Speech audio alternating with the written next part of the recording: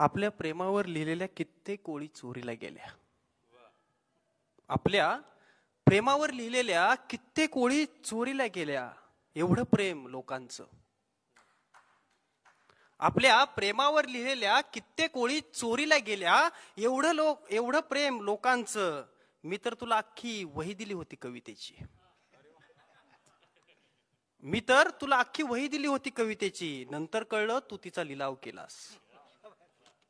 नंतर कळलं तू तिचा लिलाव केलास. आता हक्क ना तुझ्यावर उरलाय ना माझ्या कवितांवर. आता हक्क ना तुझ्यावर उरलाय ना माझ्या कवितांवर. कविता घेतोय शोकेस. शोकेस.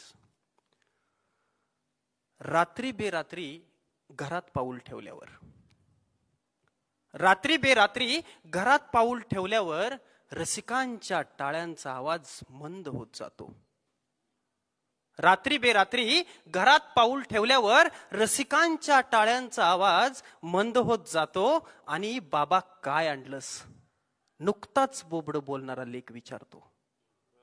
आणि बाबा काय आणलंस नुकताच बोबड बोलणारा लेक विचारतो. हातातलं मानचिन्ह शोकेश मध्ये जाण्याआधी.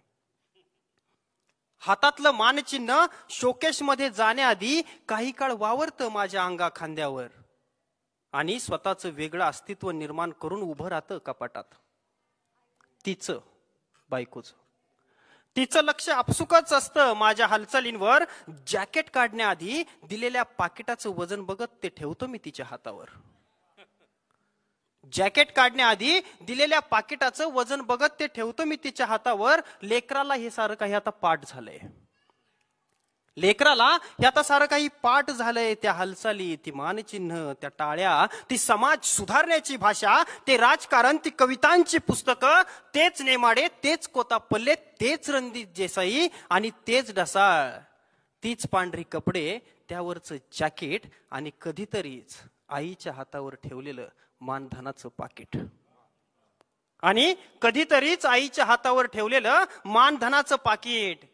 दिवसभर आपला बाप पोटामागं पळतो आणि कवितेसाठी सुट्टी दिवशी सुद्धा मला टाळतो. अरे दिवसभर आपला बाप पोटामागं पळतो आणि कवितेसाठी सुट्टी दिवशी सुद्धा मला टाळतो. कधीतरीच कडेवर घेऊन घराबाहेर नेतो. नवीन नवीन खेळणी आणि फुगा सुद्धा घेतो. पण आता बात असा बराच बिझी झालाय. घरापेक्षा त्याचा भाव समाजात वाढलाय.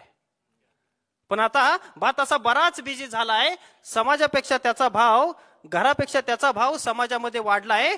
कटू असलं तरी लेकरू नजरेनं खरं सांगत असतं. अरे कटू असलं तरी लेकरू नजरेनं खरं सांगत असतं. तुम्ही कितीही घ्या टाळ्या ते कुशी मागत असतं. अरे कटू असलं तरी लेकरू नजरेनं खरं सांगत असतं. तुम्ही कितीही घ्या टाळ्या ते कुशी मागत असतं. 2 घास मांडीवर बसून हळूच येऊन खातं आणि कुशीत थोडा वेळ बसून आव मात्र युगायुगाचा अंत. आणि कुशीत थोडा वेळ बसून आव मात्र युगायुगाचा अंत. वाटतं आता थोडा वेळ त्याला सुद्धा द्यावा. त्याच्या सोबत गार्डन मध्ये वडापाव खावा. वाटतं आता थोडा वेळ त्याला सुद्धा द्यावा. त्याच्या सोबत गार्डन मध्ये वडापाव खावा.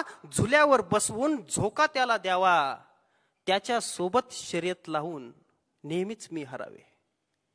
अरे त्याच्या सोबत शर्यत लावून नेहमीच मी हरावे. आणि त्याने पुढे जाऊन मागे वळून मला पहावे.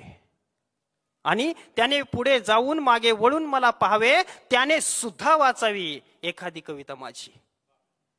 अरे त्याने सुद्धा वाचावी एखादी कविता माझी. आणि सुचलीच जर कविता त्याला तर आठवण यावी बापाची. आणि सुचलीच जर कविता त्याला तर आठवण यावी बापाची. धन्यवाद.